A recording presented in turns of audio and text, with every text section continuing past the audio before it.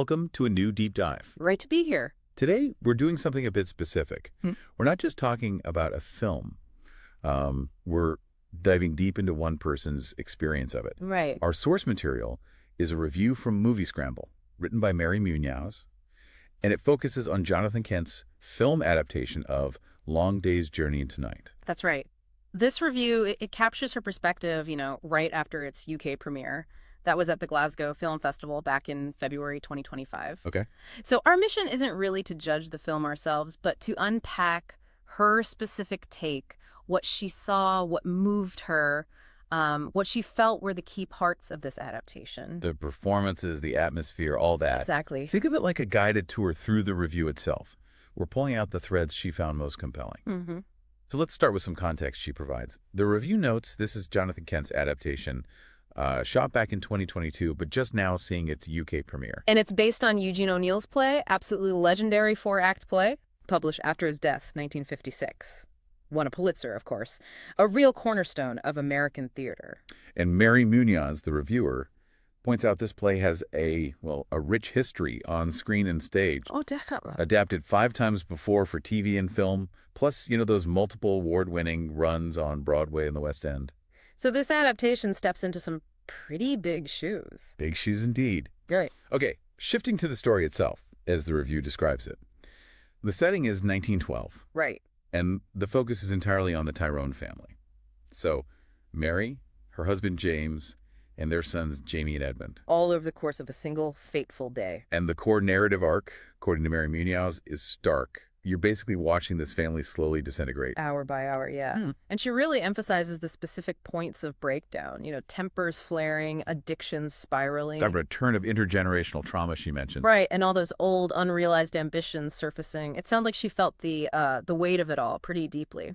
It does. And she adds this atmospheric detail. The whole thing unfolds against the gathering fog off the Connecticut coast. Yeah, she said that adds yet another layer of mood. Wait. It sounds like she saw the setting itself kind of mirroring the internal state of the family, not just wallpaper. Absolutely. So one of the areas the review really digs into is the performances. Yeah. And Jessica Lange, as Mary, is clearly a central figure in Mary Munoz's take. She calls Lange a powerhouse right from the start. Powerhouse is a strong word. And the reviewer backs it up, describing Lange as commanding attention. Rippling with an anxious energy. An energy that impacts everyone around her, yeah. Mm-hmm. What seemed to stand out to Mary Munoz were the physical manifestations of this anxiety. Oh, interesting. What specifically? Constantly fixing her hair, wringing her hands, those nervous glances she mentions, accusing others of staring. Right. It sounds like she felt Lange really captured the restlessness of the character physically. And it's not just one note, apparently. The reviewer was struck by the nuance. She describes Mary as pathetic, frustrating, loving, and childlike, all at once. So, suggesting Lange avoided a simple villain portrayal, she leaned into the complexity O'Neill wrote. Makes sense. Absolutely. And the review highlights Mary's preoccupation with the past. That mix of nostalgia and disappointment. Yeah. And her rambling soliloquies, as Mary Munoz calls them, they seem key to building empathy for a character who could easily just come across as frustrating. That image the reviewer paints. Lange is Mary, wandering creaky corridors with her hair loose, searching for a lost life. It's incredibly poignant. It really is. It tells you a lot about the performance she witnessed. Yeah. And the emotional portrayal sounds intense. The review notes her loneliness is palatable through choked, high-pitched sobs, presenting what Mary Munoz calls a shell of a woman. And she adds it's almost hurtful to watch. Almost hurtful to watch. That really underscores the impact Lange's performance must have had on her. Yes. Okay, so moving on to Ed Harris as James Tyrone. Mary Munoz describes him as a capable co-lead. Yeah, capable co-lead. And in the reviewer's view, Harris really embodies this former actor through his whiskey-soaked reminiscences. Okay. She sees in him this mix of bruised ego and artistic fragility, and she ties his current state back to his past. And the review connects James's adult life choices, like being accused of skimping on health care, back to his poverty-stricken childhood. It's interesting how Mary Munoz draws that line, between the past deprivation and the present-day parsimony. It is. And what's fascinating here is how the reviewer identifies one specific moment as profoundly tragic. Which one? James's agonizing monologue about his career. She even mentions the visual framing of it, sepia-toned lighting over a cigar and a game of cards. Oh, right. That detail, it makes you feel like you were almost sitting there with the reviewer watching it unfold. Yeah, vivid. Okay, then there are the sons. Jamie, played by Ben Foster, and Edmund by Colin Morgan. Right. And Mary Munoz feels they do an excellent job supporting Lange and Harris. So supporting roles, but strong ones. Seems so. Her take on Jamie, as played by Foster, is that he's arrogant and crude, content to do the least amount of work and the most amount of spending possible. A pretty sharp assessment from the review. Ouch. While Morgan's Edmund is, of course, ill with consumption, the reviewer alludes to this, mentions blood-spattered handkerchiefs. Yeah, grim detail. And carries that burden of feeling unwanted by his mother. It sounds like she saw him as, well, physically and emotionally weighed down. Definitely. And what Mary Munoz seemed to really home in on was the dynamic within the family. How so?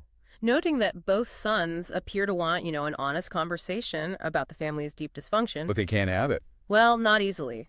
The ingrained social etiquette dictates a lack of honesty until the whiskey bottle is open. Ah, okay. She highlights alcohol as this catalyst, almost the only permission structure for truth in this family, right? Yeah, that's a really potent observation she pulls out.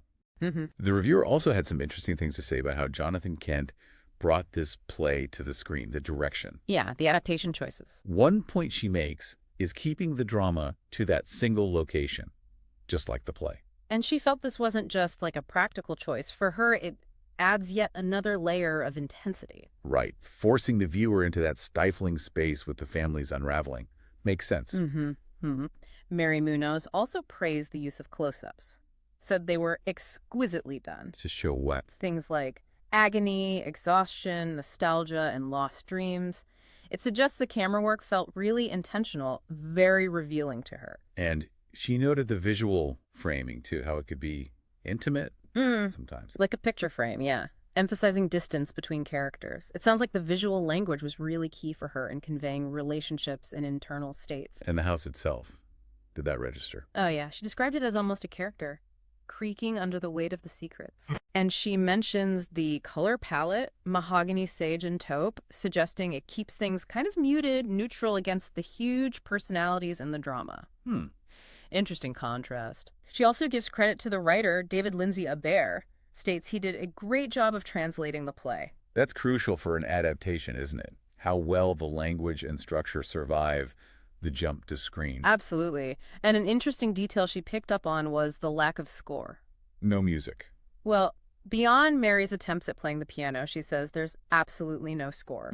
And she sees this not as an absence, but as an invitation for the viewer to kind of wallow in the silence, or maybe strain to hear subtle sounds like trembling footsteps. So the sound design, or maybe the lack of it, was a powerful element for her. It really sounds like it was. Very intentional. Okay, so pulling all these observations together from the review, what was Mary Munoz's final assessment?